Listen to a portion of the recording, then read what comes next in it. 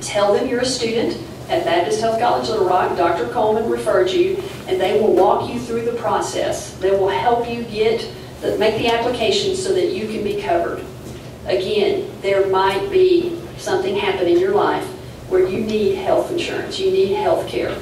Even though you're in the system, you need to have your own needs provided for. And so you want to have that taken care of before the need arises, before the expense occurs. So I strongly encourage you, if you do not have any coverage right now, then seek that out. All right, the last thing that I would like to share with you has to do with our student chapel service. So as I said earlier, in my role as a chaplain, I work to help provide for your spiritual needs. One of the things that we do here at Baptist Health College Little Rock is teach you and model for you how to provide holistic care. That's what undergirds everything that we do in our programs of study across the campus. So we want you to understand what that means, and we want to model that for you. So one of the ways that I choose to do that in meeting your spiritual needs is by offering a chapel service which is led by students, targeted towards the needs of students 3 times a semester. Our first chapel service, and here's another thing you can write down, will be July the 25th. I believe that's a Tuesday. Tuesday, July the 25th, from 9:45 until 10 a.m. You'll be receiving an email from this email address within the next week letting you know about that chapel service. So if you see an email from student.chapel@bhclr.edu, just remember, oh yeah, Dr. Coleman told us about that. My email address is up there also, as well as my telephone number in case you need that or would like it for right now, because I'm always looking for students to take leadership roles in our student chapel. The first one is in July this semester, then we'll meet again in September, and the last one will be in November. And it corresponds with a food and toy drive that we do each year at Christmas. So we meet for 15 minutes. Every program on campus will take an educational break during that time period in order for you to come and participate. So we pile into the chapel, we have some music, we sing, somebody shares a devotional thought, we pray together, and hopefully that rejuvenates all of us. As you can see, I'm out of time, and that's already passed and gone, and I'm still talking. But I want you to know, if you have any interest in being a part of the leadership for Student Chapel, you are invited and welcome to come and do that. Come and see me. Stop by my office. Let me get your name and telephone number down. If you play an instrument, if you are comfortable singing in front of a group, if you can lead worship through song, if you don't mind reading out loud or praying out loud, anything like that, if you are comfortable doing it, willing to do it, I invite you to come and take part in this. We have students right now that cover a couple of different areas. So we have nursing students, practical nursing students, and occasionally there are allied health students whose schedule works out well to participate. And I want you to be involved in that also. At least coming and being a part of the service, but if you care to take leadership, then I want you to come and visit with me about that. All right, I know that was a lot of information.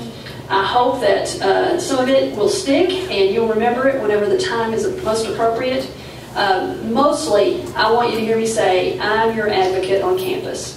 If you need anything and you don't know where else to go, please come by and see me. I would love to help you and walk the journey with you as you begin your course of study here with us. So I want to invite up our next speaker, security. Jamie, is it you or Larry coming up? All right. Ms. Jamie Clark, Mr. Larry Clark, no relation, will come up and visit with her.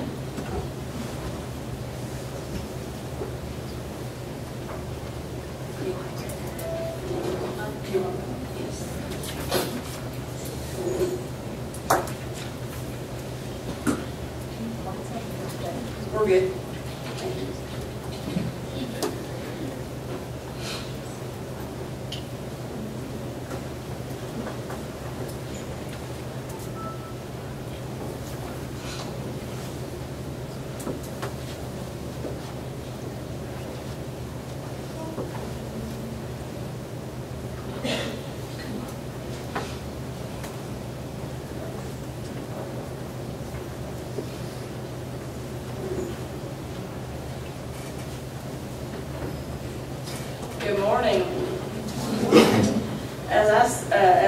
Coleman said, I am Jamie Clark, and y'all may remember me from Welcome Day, but here's another one of my hats. I'm also work with Major Larry Clark from our Baptist Health Security, and we maintain the security on the campus.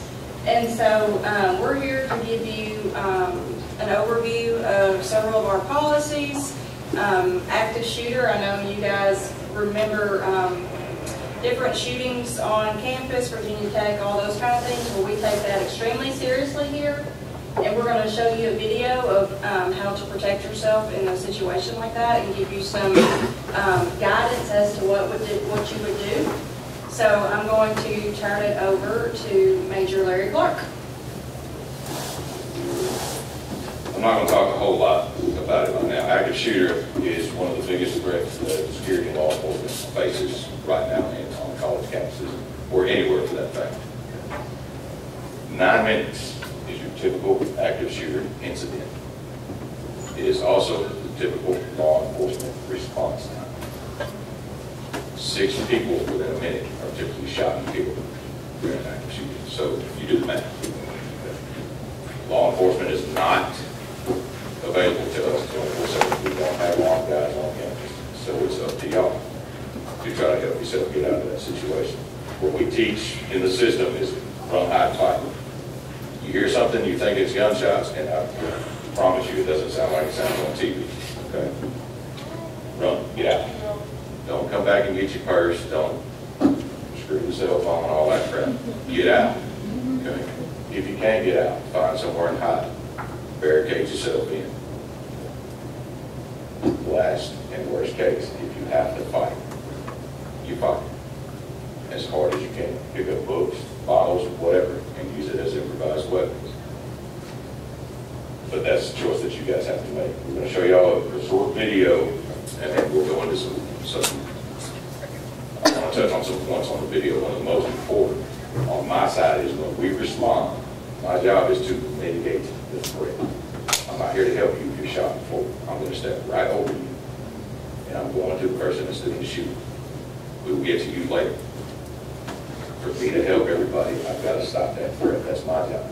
Okay? That's law enforcement's job. You can be bleeding out, we're not going to help you until that threat is eliminated. Okay? That's something. Y'all are all going to nursing school here. You might have to be patching me up. You don't. I don't know. But I don't expect you to do it until after the threat is done. Okay? When we respond, when law enforcement or security responds, and I say, let me see your hands, I better not see a cell phone or anything. We are taught that the hands kill. So when I want to see this. That's what the police are going to see. If you don't, you're probably going to get paralyzed. I'm just being honest. But it is a very big threat. Y'all know the nightclub shooting that happened the other night. Little Rock was very, very lucky. We had 25 victims in that shooting. Baptist Health got 12. We actually arrested a guy the next day that showed up with a gun, thought he was going to finish the job. It's not public knowledge that hit the media, but it's a very big threat. Working in a hospital, you deal with a bunch of crazy, excuse my language, ass people. Baby mama drama, that's a constant for us. That's a constant threat for us in the hospital. Somebody, your ex-boyfriend comes up. We're dealing with that constant. Guns are in the hospitals. They happen all the time. We have metal detection, but you will not make that hospital sterile. It's a public place.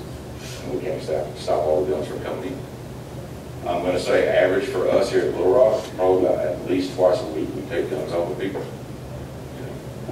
Luckily, we don't have that problem here at the school. If we do, that could be a big problem because y'all aren't allowed to have them on this campus. And I don't want to have to shoot you, and I don't want you to shoot me.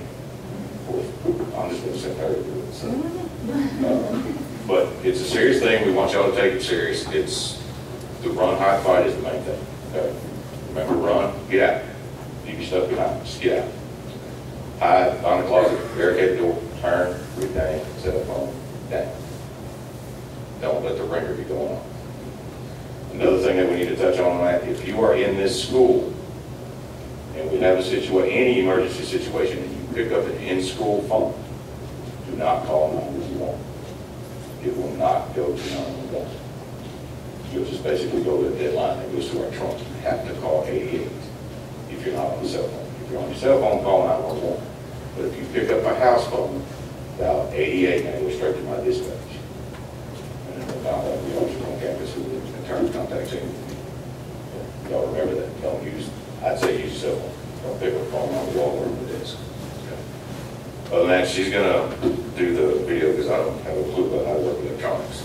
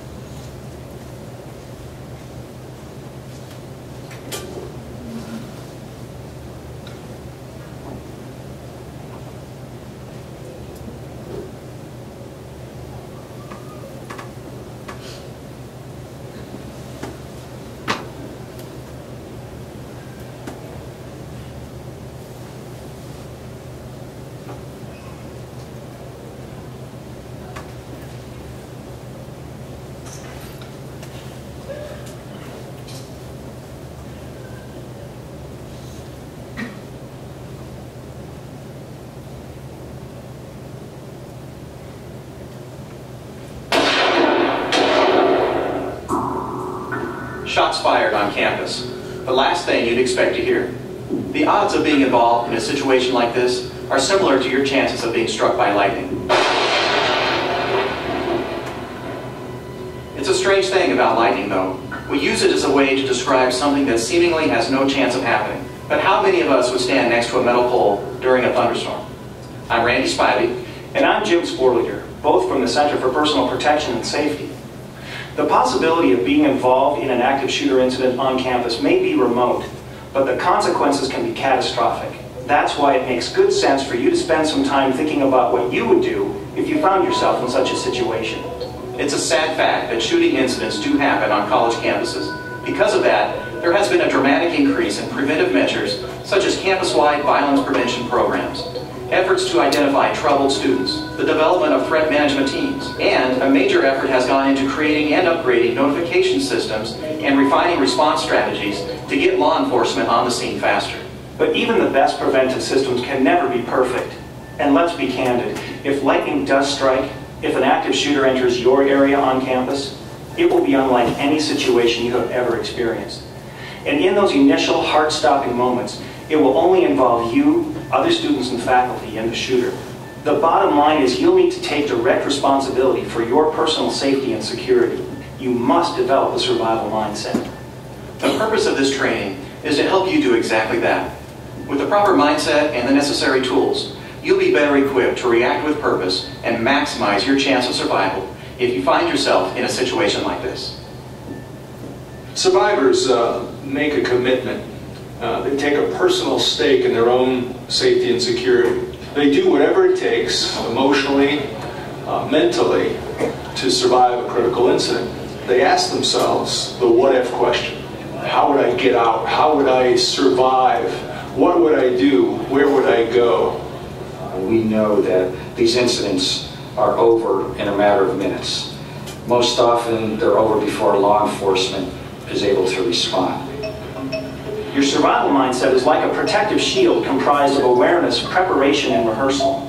Awareness involves taking the time necessary to gain a basic understanding of an active shooter situation. Preparation is asking yourself the what-if questions that will enable you to develop effective response strategies. The last component, rehearsal, is practicing your plan.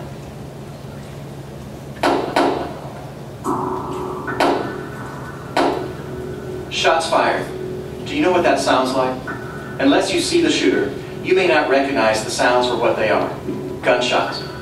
For most of us, our experience with gunshots is drawn from movies and television that use special sound effects. That means real gunshots can sound artificial. You can lose precious seconds as you slowly realize that these are, in fact, life-threatening sounds. What was that? That was a gunshot. In a situation like this, most people, when they hear these types of sounds, having maybe never heard gunshots at all in real life, have really no idea what to expect. And it's not unusual for them to think that they're anything but gunshots. I would treat any sound that you may perceive as a gunshot as that and act accordingly. Don't second guess it, because when you second guess it, those seconds count. Those are gunshots. So what should you do in those precious first seconds? You'll need to figure out what's going on and make immediate decisions. How are you going to survive this situation? Will you get out? Is there a path of escape? Will you hide out? Is there a chance to get where the shooter might not find you? Or will you find yourself in a situation where the only option is to try to take out the shooter in whatever way you can? These are serious decisions. That's why the survival mindset is so important to develop. Research shows that there's a real difference between reactions of people who've been trained to face stressful, life-threatening situations and those who have not. The first response is the same in both groups, startle and fear. But the reactions between the two begin to differ immediately after that. People who've gone through training, people like you, feel anxious, where the untrained and unprepared begin to feel panic. Trained people begin to recall what they've learned. The untrained fall into disbelief. Are those gunshots? At this point, the divide between the two starts to get wider. I can't believe this is happening. While the untrained are lost in denial, this can't be happening to me. The trained are preparing to act just as they've rehearsed. Finally, as the untrained descend into helplessness, We gotta get out of here. the trained commit to action based on a survival mindset. Those are too close. So that mindset is preparing yourself for the eventuality that it might happen, and then if it does happen, just tell yourself, I will survive. A survival mindset enables you to act quickly and effectively. Let's go back to the foundation, awareness. When you get on a plane and the crew asks you to know the nearest exit, they're not trying to create fear. They're certainly not trying to make you afraid to fly. They're just trying to make you aware, providing information so you can develop the survival mindset for that situation. They know that if there is an emergency, getting you in a predetermined mindset will help you take rapid, effective actions in a stressful situation. They want you to be mindful, not fearful. If you're mindful, you'll be better able to make that first critical decision. Take a tip from the airlines. Like noting the emergency exits, it may only take a minute or two to look around your environment and make some mental notes about how you'd handle an active shooter situation. When you walk into your classroom, take a look at the exits. Take a look at what is available if I had to hide behind it, if I had to use it as a buffer between an assailant and myself. Well, it's important for students as they walk around their campus to ask the what-if questions. What would they do if somebody came in with a gun and actively started shooting? Think of all the contingencies. What are you going to do? Where are your escape routes? Where's the best access to call 911? Thinking about a situation before it actually develops is the best way to be prepared. Looking at your environment through the lens of survival will help you to take decisive action more quickly. Of course, it's also important to be aware of the people on your campus as well. The fact is, there's no profile of an active shooter. And while we don't want you to walk around campus paranoid that everybody you meet could be a violent offender, we do want you to pay attention to the things that seem out of the ordinary. Accepting that a situation like this could happen is the first step toward decisive action. So first, figure out the situation. What's going on? Where's it happening and who's doing it? Build your awareness using all your senses. Do it quickly and stay calm. Trust your intuition, your gut feeling. It's a built-in survival mechanism. Some people say it's knowing without knowing why, and it's an invaluable tool. For example, if you hear something that sounds like it might be a gunshot, assume that it is until you know otherwise. Once you figure out what's going on, you'll be better prepared to take action. If you determine that you can get out to a safer area, then get out and get out fast. Don't wait for others to validate your decision and leave your belongings behind. The best way to survive an active shooter situation is not to be where he is and not to go where he can see you.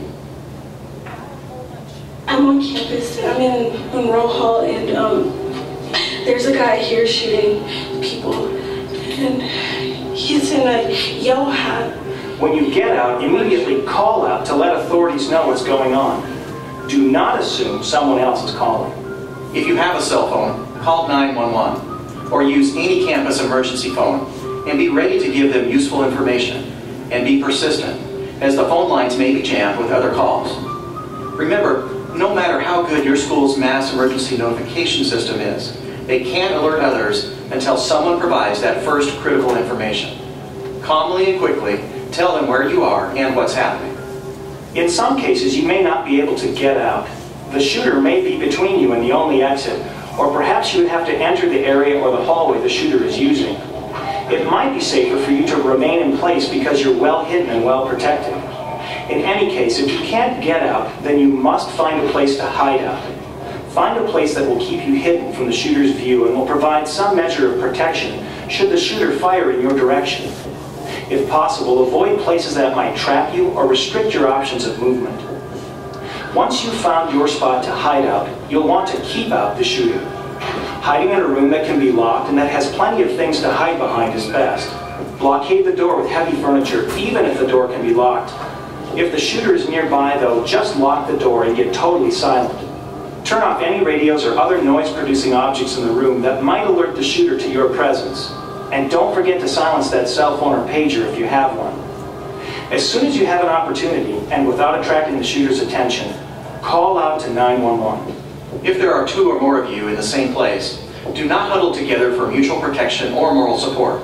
Spread out. This is too close. Spread out. It's much easier for someone to shoot a group of people who are huddled in one place than if they are scattered around the room. Even if you're in a small room, spreading out will give you options and make it harder for the shooter if he does get into your hiding place. When spreading out in a room, quietly talk about what you'll do if the shooter enters. Whichever action you're taking, whether it's get out or hide out and keep out, you should help out where you can. Help others escape as you go. Help prevent others from entering the danger area. If someone near you has a life-threatening injury, if possible, provide first aid and keep them alive. Let others around you know what's happening and try to maintain calm and help them focus on survival. Keep in mind, as events unfold, you must continue to figure out what's happening so you can adjust your actions accordingly. What if an incident begins while you're on your way to class or walking across campus? If someone starts shooting, stay in motion and find protection. It could be a tree. It could be a wall. Anything that will give you some protection while you figure out the situation and see if you need to do more. Classrooms and lecture halls like this are unique to college campuses, and they've also been the location of prior critical incidents. What could you do if a shooter enters a place like this? There might be some opportunities to get out, either through other doors or perhaps a window. But realistically, people in the center of the classroom may not have the opportunity to get out. In that case, your only options might be to spread out, take cover, or take out the shooter. Unfortunately, you may find yourself in the same room as the shooter, maybe even face to face. You have to assume that his intentions are lethal to you, that his presence is a very real threat to your life. If a shooter has decided to shoot everyone he comes across, he'll probably succeed unless you stop him. If you can't hide out and you have absolutely no other option, you may have to confront your assailant. Convince yourself that you have what it takes to survive when your life is on the line. This is a life and death decision only you can make. It's so important to understand that in this kind of situation, anything you do or anything you don't do may involve life-threatening risk. If you determine there's no other option than to take out the shooter, then you must be prepared to do whatever is necessary to neutralize the threat. Before the police get there, it's you against that bad guy, and you need to do everything you can to try to stop him, because you can't just sit and let him harm you or take your life or take your friend's life. To do this, you'll need to become more aggressive than you ever thought possible. This means you either disrupt his actions or incapacitate him. Throwing things, yelling, using improvised weapons can all be effective in this situation, but total commitment and absolute resolve are critical. I'm going to throw this backpack and I'm going to throw this book at him. And then what are you going to do? Well, then we're going to gang up on him. How many are you in here? 140. How many of him? 1. If there are 2 or more of you, spread out, make a plan, and act as a team to overcome the shooter. Once again, you and the group will have to make a total commitment to your action and do absolutely whatever it takes without hesitation. To understand this better, think of the terrorist attacks on 9/11. Up until that day, the conventional wisdom about plane hijackings was that you should be calm, non-threatening, and wait for the plane to arrive at the hijacker's destination. Obviously, that guidance didn't apply to the hijackings that day. In fact, the passengers of United Flight 93 realized this and used a process like we're describing in this program to figure out what was happening. Once they figured out that the purpose of the hijacking was to kill as many people as possible, the passengers took decisive action to neutralize the threat and prevent further loss of life. During my law enforcement career, I had the opportunity to talk to many people who survived critical incidents. And the commonality they shared was a single-mindedness of purpose to survive. No matter if they were physically injured, they were not going to stop. They were not just going to throw their hands up and quit. They were going to see it through. You have to tell your mind that, you know what, I will survive. I will never give up. I will. There's another possible resolution to an active shooter situation, and that's when law enforcement arrives and takes action to end the shooting. When officers arrive, be prepared to calmly, quickly, and accurately tell them what they need to know. Location of the shooter, number of the shooters if there's more than one, description of the shooter, and number and kind of weapons they have. Police, where's the shooter? I don't know. What's he wearing? He's got like a black shirt and a yellow ball cap on. Do not expect officers to assist you as you get out. Okay, stay here. Their first job is to stop the shooter and end the bloodshed. Law enforcement is trained to go to the sounds of the gunshots and eliminate the threat. If you're in a room and an emergency response team comes in, you must not present a threat to them. Do not point at them or the shooter. Do not scream or yell. Be quiet and compliant. Do exactly as they say. Remember, they have no way of knowing immediately whether you're one of the bad guys or not. Police department, show your hands! The officers have been taught that hands kill, and they're trained to first look at people's hands. So raise your arms, spread your fingers, and show them your hands as you drop to the floor. The first thing we need to do is make sure that you're not a threat yourself, so we need to see your hands. They'll know immediately that you're not armed or aggressive. That will help them focus on anyone who is armed and prevent them from mistaking you for the bad guy in a very dangerous situation. Remember, they have to begin by assuming everyone is a threat. Get out of the way! Get out of the way! Go! Don't come running up to us. Don't do anything that we could perceive as threatening. Have your hands in plain view. Be as calm as possible. And then be prepared that we probably won't spend a whole lot of time talking to you because we have to go address the issue. It's important for you to realize there are differences between an active shooter and a hostage-taking situation. The hostage-taker wants to use people as leverage to achieve a goal. This is very different than an active shooter, who is there to take lives. If you find yourself in a hostage situation, remain calm, follow directions, and wait for the authorities to resolve the situation. In a hostage situation, you want to exercise patience, you want to be compliant, and you want to give the authorities a chance to reach a negotiated resolution. Historically, the vast majority of hostage situations are resolved through negotiations and end peacefully. But if the situation changes and someone is actually walking around with a gun shooting people, you're in an active shooter situation.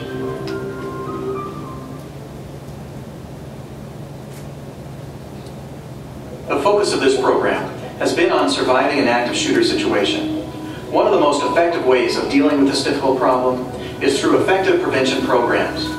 Interestingly, the same survival mindset we've been talking about today can sometimes prevent a situation from becoming violent in the first place. There may be warning signs or behaviors of concern that something is wrong. We do see pre-incident indicators. We do see some behaviors that might suggest the possibility of eventual violence. And many of these offenders oftentimes exhibit angry or argumentative behavior. They often blame others for their problems. They fail to take responsibility for their own actions. They're what we would call injustice collectors. They perceive every slight as a major issue that they have to take action upon. If you're suspicious about something or you really have an uncomfortable feeling, far better to report those types of observations and feelings than to just disregard them and hope that they're going to go away. You have many options when it comes to passing this information on to someone who can act on it. You have your campus law enforcement agencies, you have your RAs, you have your professors, you have your counseling centers. Take advantage of one of those options. If you wish to maintain your anonymity, there's ways to do that and still get the information to someone who can take some action on it and potentially prevent a tragedy. It's okay to say something. There have been numerous shootings across the country have been prevented by students going, there's something wrong here. We cannot do this by ourselves. This is a community, and in order to keep it safe, we need everybody's help, their eyes and their ears. Hopefully, your college or university already has a violence prevention program in place that provides specific guidance on how to maintain a campus free from threats and violence. Remember, it's everyone's responsibility to keep the campus safe. Shots fired on campus, a sound you hope to never hear. But if lightning does strike, you'll always have a weapon, a survival mindset. You can survive.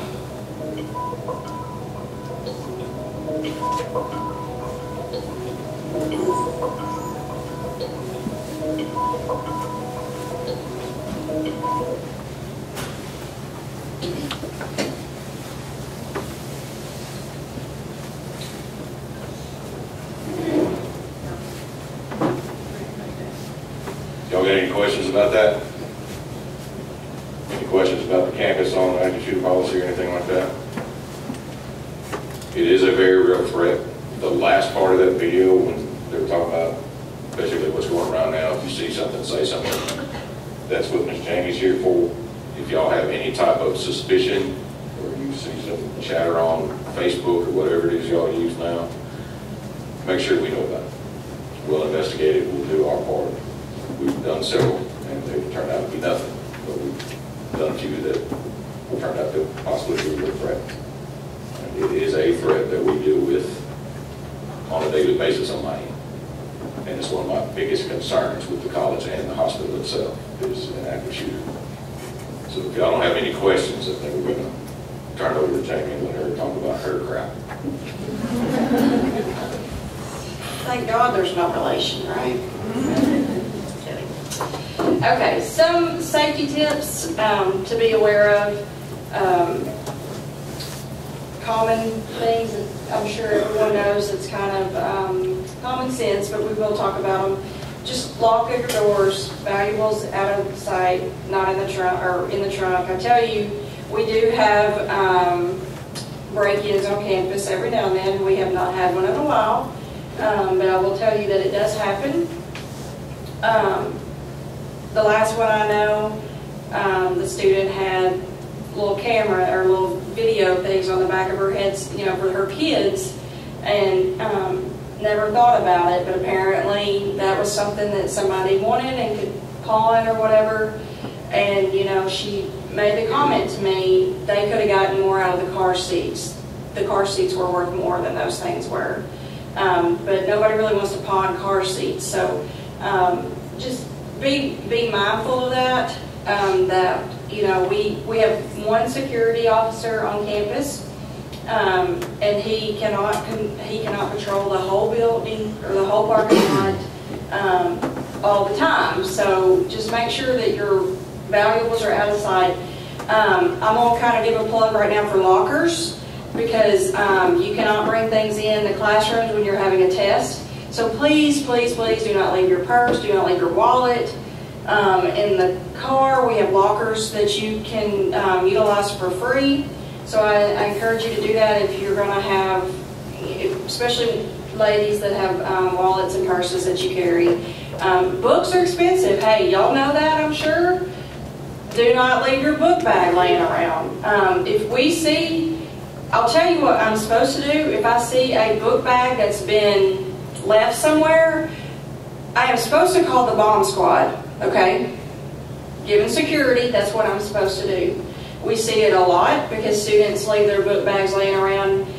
We had a big problem last semester with them leaving them in the chapel. That's not a place for you to leave your book bags while you come in here and take a test.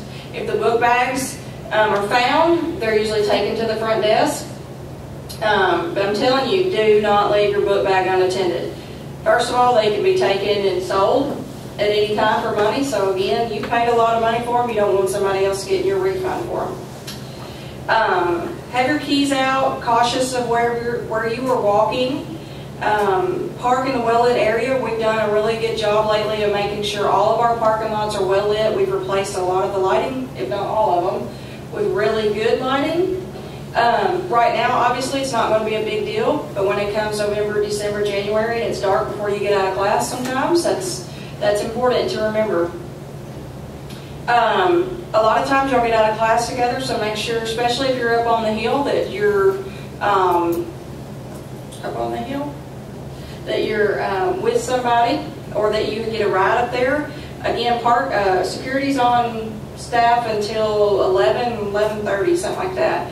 And if you're concerned about, because you're in the back and everybody else is gone, just make sure you get this number on the bottom right here, and that's their cell phone, and you can call them and ask them to either bring you to your car or to just watch you, that you're a little nervous or whatever. So that's their number, that's their cell phone. The Clery Act, I'm not sure if you've heard of that, but that is a campus safety and crime prevention. And in the early 80s, a lady named Jean Clery, or a student named Jean Clery, was raped and murdered in her dorm room because somebody propped the door open. And so since then, her family has fought to have crime prevention statistics and information published on college campuses. So this is where we have to publish an annual security report every year that talks about about signing up for text alerts. Make sure that you do that. The Violence Against Women's Act was added a couple of years ago to the Clery Act, and it includes domestic violence, dating violence, and stalking. And so I'll tell you, domestic violence is probably one of the larger issues that we deal with here.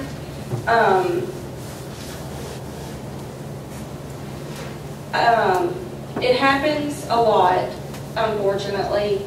A spouse is not happy that you're in school, and you're trying to get through school, and there is no help at home. They make your life hell. That's what we get a lot, is that they're just, the student is scared to be at school, scared to be at home, and that's when I call in Major Clark and we try to talk to the student. A lot of times I'm going to tell you, you're going to go, we've seen bruises, scratches, black eyes, and a lot of times our faculty, because you are a smaller group, they'll check on you. How are you doing? Is everything okay? And you may tell the faculty member what's going on. They are required by law to report that to me, okay? So that is what they are called, I just lost it. They are called, what if I have that on here? Campus Security Authorities, thank you. And they are required to report that to me. So what I will do, when I will talk with you and see how we can help you. We will give you, we will refer you to Dr. Coleman. That's up to you if you see her, but we will refer you to her. And we will give you some options as to how you can stay protected. We will get information about the person so that we can protect you as well as we can on campus. We've had some instances where students don't want to share that, and it's unfortunate. I've never been in that situation, but I feel like I can understand how one would be more scared if I told. However, that's the only way we're going to know how to help you on campus, okay? So if you're in that kind of a situation and you're scared, then you need to let me know, and that we will do everything we can to protect you while you're on campus, okay, and get you any kind of help that we can. Title IX of the Education Amendments is a federal law that states that no person in the United States shall, on the basis of sex, be excluded from participation, be denied the benefits of, or be subjected to the discrimination under any educational program that receives federal assistance. So again, if you feel like you've been discriminated against in classroom, in clinical, or whatever, regardless of whether it's race, national origin, your sex, your gender, whatever, you need to see me about that, and there's a protocol that we have for that as well. Security policies, we are a drug and alcohol-free campus, which I know Dr. Powell and Ms. Hamilton discussed with you at Welcome Day. We do have those, and we are required to send out our policies on those in the next few weeks, so you'll be receiving those actual policies. As Major Clark said, there are no weapons allowed on campus. We are not, we are a school, or a gun-free school, so you are not allowed to have weapons on the campus, even if you have a concealed carry. We are a private college, and so you are not allowed to have guns even with a concealed carry. Parking or speeding. Park in the designated parking spots. Do not speed through campus. I mean, I've almost seen people go airborne over the speed bumps up front. Some of our staff too, but anyway. They will issue tickets for that, so just so you know. No smoking on campus. I will let you know that that includes a heel. You know, the thing about it is they're nursing and allied health students. Why are they smoking? That's what we hear all the time. That's your right, your prerogative. I will let you know that you cannot be hired at Baptist if you smoke. Just FYI, they do have a smoking policy. They do not hire. Is that still inside? Okay. So FYI. But please do not go. If you need to smoke, go off campus. You know, just don't go stand up on the hill by the entrance or something. We have that all the time. Parking during clinical. He laughs. They are still under construction over at the hospital, so it's been kind of tight, and we try to let security know what our big clinical days are when we're going to have a lot of students on campus. You are supposed to park in the parking deck, and they say the best place is where you can see sunshine, at the top. So just make sure you're following. I think your clinical instructors will give you some information on parking. Make sure you're parking. You are not a visitor. If you are, you're still a student, and if they see the sticker on your car, they will give you a ticket. So just so you know, please make sure you follow all the parking rules. That I think you're given those by your clinical instructors. Emergency preparedness. We do perform a fire drill once a semester. Those are unannounced, but we do work with your faculty to make sure that we're not interrupting a test or anything like that. But we do perform fire drills, and we have some emergency flip charts which we're working on updating, but they're on the back. They're the multicolored pink and all that. They're on the walls back there. I see those. And it tells you what to do in the case of a fire, a tornado, that kind of stuff. We did have a family night a year or so ago, and we had almost like a tornado coming through here for family night. So just, it happens. Make sure you're prepared. Again, go to the thing and make sure you know what to do. As I stated earlier, we are required by law to do an annual security report. And it's when you go to the BHCLR website, you can go to current students, and it's under campus security. It contains all the policies related to Clery, VAWA, and Title IX and the procedures, and we're required to report the last 3 years' statistics. This is, again, Major Larry Clark, and he is with Baptist Health Security, and he is a Title IX investigator with me.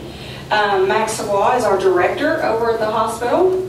Clayton Moore is our one of our security officers. He is here from 6 to 2, and then James Jester takes over from 2 to about 11.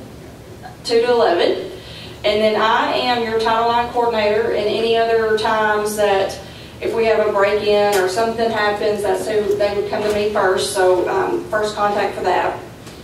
Here's our security contact information. That's their cell phone, the hallway, and their hours. So again, if you didn't get that number earlier, that's where they are located. All right, any questions?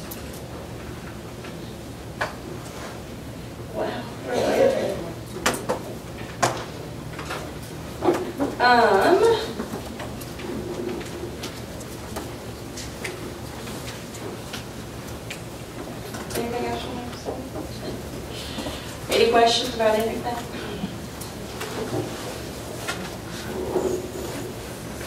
All right. We are way ahead of schedule.